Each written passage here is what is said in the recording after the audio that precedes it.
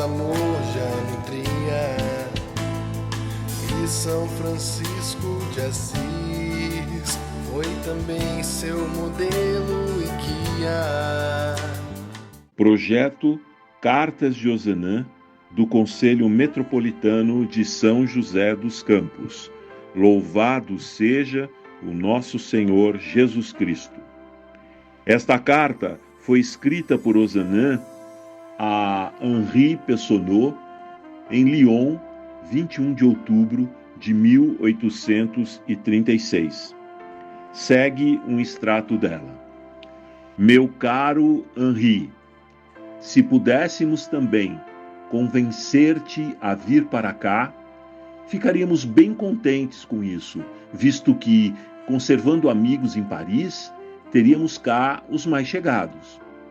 Teríamos, de resto, necessidade da vossa ajuda para fortalecer este empreendimento nascente, que é a Sociedade de São Vicente de Paulo e a fundação de uma conferência em Lyon.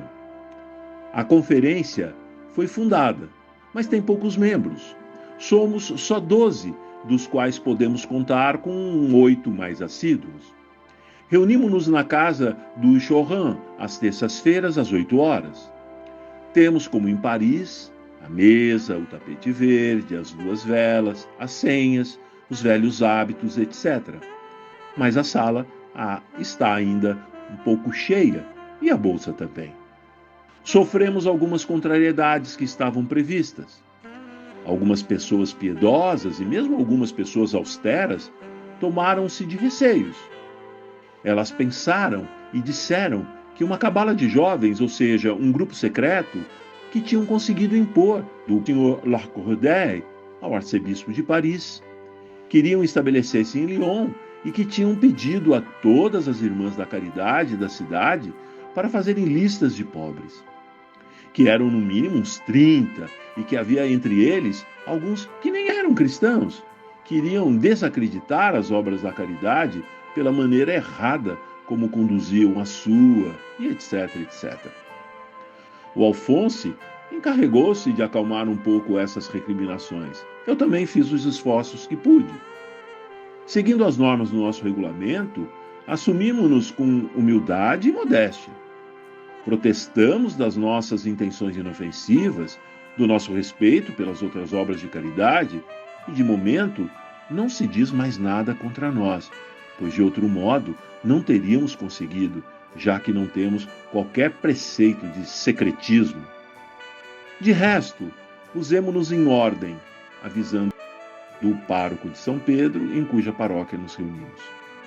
Espero que, apesar de profecias sinistras, consigamos.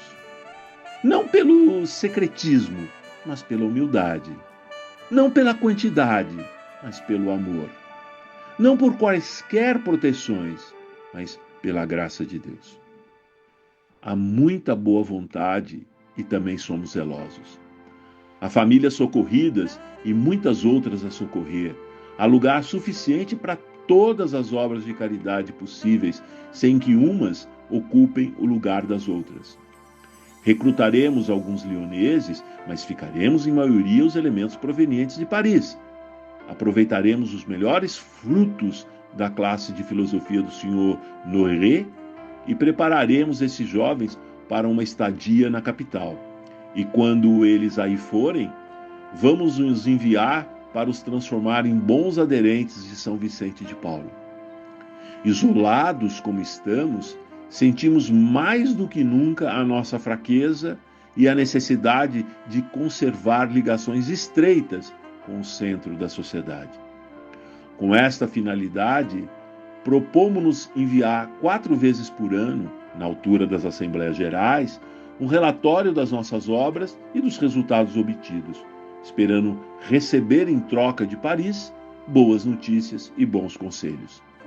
Seria desejável que uma correspondência similar se estabelecesse entre a Sociedade de Paris e as conferências fundadas em Nimes e em Roma. Seria também necessário estabelecer ligações entre os membros dispersos nas províncias, mas pouco numerosos, para fundar novas conferências.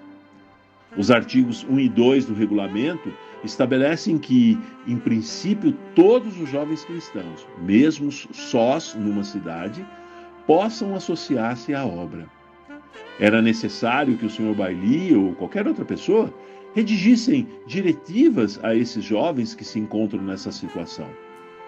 Poderiam pôr-se depois na dependência, seja das conferências de Paris, seja das conferências das cidades mais próximas, para o efeito de receberem circulares e relatórios e etc. Vejam isso, por favor, e façam, no vosso melhor bom senso, o que vos parecer.